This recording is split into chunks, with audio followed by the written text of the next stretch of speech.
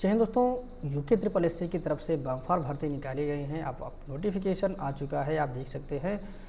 उत्तराखंड अधीनस्थ सेवा चयन आयोग द्वारा समूह ग यानी ग्रुप सी की वैकेंसी निकाली गई हैं, जिसके विज्ञापन 9 अप्रैल यानी आज जारी हो चुके हैं। और आवेदन करने की तिथि यहाँ पे 15 अप्रैल से आप फॉर्म चालू भर सकते हैं, यानी 15 अप्रैल से फॉर्म चालू हो जाएगा। और आवेदन करने की अंतिम तिथि आप 15 मई यहाँ पर देख सकते हैं।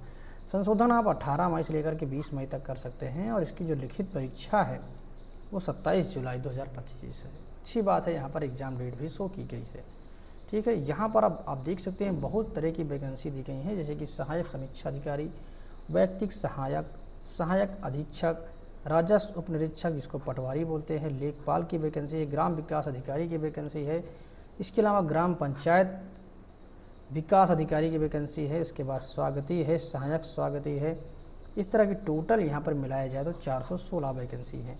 अब किस पोस्ट में कितनी वैकेंसी है आप यहाँ पर देख सकते हैं। अलग अलग पटवारी में है 119, सहायक समीक्षा अधिकारी में है 3, उसके बाद ग्राम विकास अधिकारी में है 205। सबसे ज़्यादा यहाँ पे है वो है ग्राम विकास अधिकारी में, और पटवारी में है 119। किसके लिए क्या क्वालिफिकेशन मांगा गया है वो भी हम इस वीडियो में देख लेते हैं। तो चलिए सबसे पहले यहाँ पे बात किया जाए सहायक समीक्षा अधिकारी की। तो यहाँ पर कुल पद हैं 3 और इसकी वैकेंसी का जो क्वालिफिकेशन मांगा गया है यहाँ पर देख सकते हैं। एज लिमिट है 21 से 42 की, जो है वेतनमान यहाँ पे 44,000 से 1,42,000 रुपये तक है। तो यहाँ पे देखिए अनिवार्य योग्यता क्या मांगा गया है। किसी भी विश्वविद्यालय से आपके पास ग्रेजुएशन होना चाहिए और उसके साथ ही आपके पास ओ लेवल होना चाहिए। यहाँ पर ओ लेवल आपसे मांगा गया है। ठीक है, इसके अलावा अधिमानी अर्हता ये ज़रूरी नहीं, अगर हो तो अच्छी बात है, नहीं है तो कोई बात नहीं है। ठीक, फिर है यहाँ पर वैयक्तिक सहायक, इसके 3 पद हैं। इसमें देख लेते हैं 21 साल से 42 साल तक ग्रेजुएशन होना चाहिए, और साथ ही साथ यहाँ पर मान्यता प्राप्त 1 वर्षीय यहाँ पर कंप्यूटर का आपसे मांगा गया है, यानी कि ADC अगर आपके पास है तो आपका काम यहाँ पे हो जाएगा। यहाँ पर ओ लेवल नहीं बोला गया है। उसके बाद लेकिन यहाँ पर एक चीज़ ध्यान देना है, यहाँ पे आपको स्टेनोग्राफी आनी चाहिए। ठीक है, तो ये स्टोनो वालों के लिए है। टंकण परीक्षा यहाँ पे आपको पास करनी होगी। उसके बाद चलते हैं, नेक्स्ट है सहायक अधीक्षक पे 5 पद यहाँ पे दिए गए हैं। इसकी क्या योग्यता है वो हम यहाँ पर आपको बता देते हैं। यहाँ पे भारत द्वारा स्थापित किसी विश्वविद्यालय से आपने समाजशास्त्र के साथ ग्रेजुएशन किया हो, देखिए यहाँ पर दिया गया है।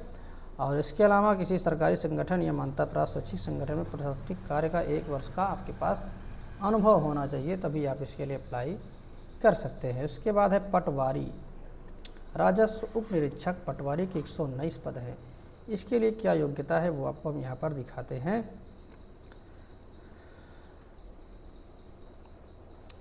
देखिए यहाँ पर जो वेतनमान है वो 29,200 से लेकर के 92,300 तक है। एज 21 से 28 साल तक दी गई है। उसके बाद योग्यता में क्या है, किसी भी विश्वविद्यालय से ग्रेजुएशन की उपाधि हो। ठीक, इसके साथ साथ यहाँ पर थोड़ा सा हाइट की भी रिक्वायरमेंट आपको देखने को मिलेगी। और शारीरिक दक्षता में आपको 60 मिनट में 7 किलोमीटर आपको यहाँ पे दौड़ना होगा। महिला के लिए 35 मिनट में 3.5 किलोमीटर दौड़ना है। और यहाँ पे देखिए शारीरिक मानक मैंने बताया आपको मांगा गया है कि 168 सेंटीमीटर हाइट होनी चाहिए, और महिला के लिए 152 सेंटीमीटर हाइट होनी चाहिए, तभी आप इस फॉर्म को अप्लाई कर सकते हैं। इसके अलावा है लेखपाल, लेखपाल के लिए 61 वैकेंसी यहाँ पर दी गई हैं। और इसमें देख लेते हैं क्या क्वालिफ़िकेशन मांगा गया है। लेखपाल की क्वालिफ़िकेशन यहाँ पे देखा जाए तो क्या है, सिर्फ ग्रेजुएशन मांगा गया है। और इसके साथ साथ यहाँ पे आपको सेम वही है, 60 मिनट में 7 किलोमीटर दौड़ना है। यहाँ पर हाइट का कोई रिक्वायरमेंट नहीं है। फिर नंबर आता है ग्राम विकास अधिकारी, जिसकी वैकेंसी है 205। इसमें देख सकते हैं क्या क्वालिफ़िकेशन है। नीचे आते हैं ग्राम विकास अधिकारी के, यहाँ पे देखिए सिर्फ ग्रेजुएशन मांगा गया है। और इसके अलावा अधिमानी अर्हता यहाँ पे कुछ दी गई हैं। NCC अगर हो तब तो ठीक है, अदरवाइज कोई दिक्कत नहीं है। तो सिर्फ ग्रेजुएशन से आप भर सकते हैं यहाँ पर लेखपाल का फॉर्म। ठीक, उसके बाद ग्राम पंचायत अधिकारी, ग्राम पंचायत विकास अधिकारी यहाँ पर है। इसमें है वैकेंसी 16। और इसमें देख लेते हैं CCC यहाँ पर मांगा गया है। न्यूनतम योग्यता ग्रेजुएशन के साथ साथ में आपको CCC भी होना चाहिए। ठीक, उसके बाद है स्वागती, 3 पद यहाँ पर दिए गए हैं। इसमें क्या मांगा गया है, स्नातक की डिग्री होनी चाहिए। इसके अलावा आपको हिंदी अंग्रेजी भाषा पढ़ने लिखने बोलने की आनी चाहिए अच्छे से, और थोड़ा सा आपको कंप्यूटर का ज्ञान होना भी चाहिए, बस। उसके अलावा सहायक स्वागती, यहाँ पर कौन से सहायक स्वागती के लिए इसमें भी सेम वही क्वालिफिकेशन दिया गया है, कुछ खास नया नहीं है। ठीक, अब यहाँ पर देखिए अभ्यर्थी के चयन हेतु आयोग द्वारा वस्तुनिष्ठ प्रकार की ऑफलाइन अथवा ऑनलाइन मोड में प्रतियोगी परीक्षाओं का आयोजित कराई जाएंगी। प्रतियोगी परीक्षा के संबंध में प्रथम पैरा में दी गई तिथि अंतिम है, जो एग्ज़ाम डेट दी गई है वही लास्ट डेट है। और दोस्तों सिलेबस की चर्चा हम बाद में करेंगे। यहाँ पर आप एज देख सकते हैं, जो एज की गणना है वो 1 जुलाई 2025 से काउंट की जाएगी। ठीक, यहाँ पर आप देख सकते हैं। दोस्तों यहाँ पर एक समस्या आती है आवेदन हेतु पात्रता के लिए, कि यहाँ पे कुछ कंडीशन दी होती हैं वहाँ पर फॉर्म भरते समय, कि अभ्यर्थी का उत्तराखंड राज्य में स्थित किसी सेवा योजना कार्यालय में आवेदन पत्र प्राप्ति की अंतिम तिथि तक पंजीकरण हो, यानी वहाँ के रोजगार कार्यालय में आपका पंजीकरण होना आवश्यक होता है, या फिर अभ्यर्थी उत्तराखंड राज्य का मूल निवासी हो या स्थायी निवास प्रमाण पत्र धारक हो। उत्तराखंड लोक सेवा आयोग की परिधि के बाहर समूह के सीधे भर्ती के पदों पर हेतु आवेदन करने के लिए वही अभ्यर्थी पात्र होंगे जिसने अपनी हाई स्कूल, इंटरमीडिएट अथवा इसके समकक्ष योग्यता उत्तराखंड राज्य में स्थित मान्यता प्राप्त विश्वविद्यालय के संस्थानों से उत्तीर्ण किया हो। ठीक, तो यहाँ पर एक समस्या आती है अदर स्टेट वालों के लिए। अदर स्टेट वाले इसका फॉर्म जो है नहीं भर सकते,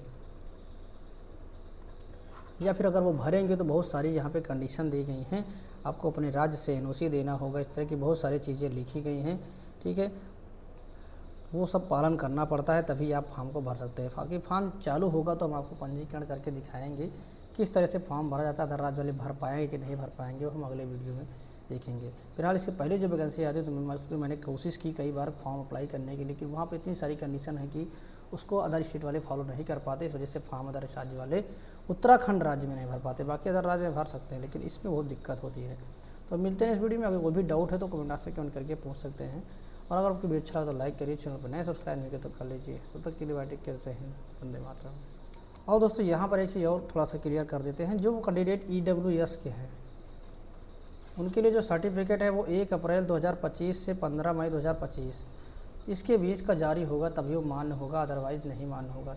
ये चीज़ आपको ध्यान दे लेना है थोड़ा सा। जो कैटेगरी वाले हैं उनको यहाँ पे EWS वालों के लिए ध्यान देना है। मैंने अभी सोचा चलिए देख लेते हैं और कुछ थोड़ा सा चेक कर लेते हैं यहाँ पे जो ज़रूरी चीज़ें हैं। बाकी देखिए यहाँ पर आपको कुछ आरक्षण मिलेगा अगर आप स्पोर्ट्स से संबंधित हैं।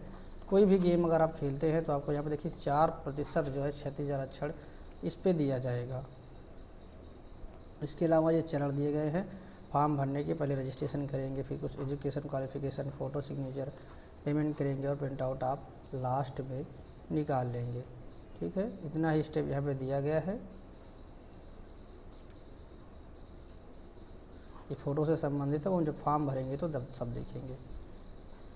ठीक है, यहाँ पे फीस की बात कर लेते हैं तो जनरल और OBC कैंडिडेट के लिए 300 रुपये है, SC ST के लिए 150 रुपये है, और दिव्यांग के लिए 150 रुपये है, और अनाथ के लिए यहाँ पे कुछ भी फीस नहीं है। ठीक, बस इतनी इन्फॉर्मेशन इसमें दी गई है जो हमारे काम की है। सिलेबस पे हम चर्चा किसी दिन बाद में करेंगे। सिलेबस भी यहाँ पे डिटेल में बहुत सारा दिया गया है, वो हम बाद में चर्चा करेंगे। मिलते हैं इस वीडियो में, तब तक के लिए बाय, टेक केयर, जय हिंद, वंदे मातरम।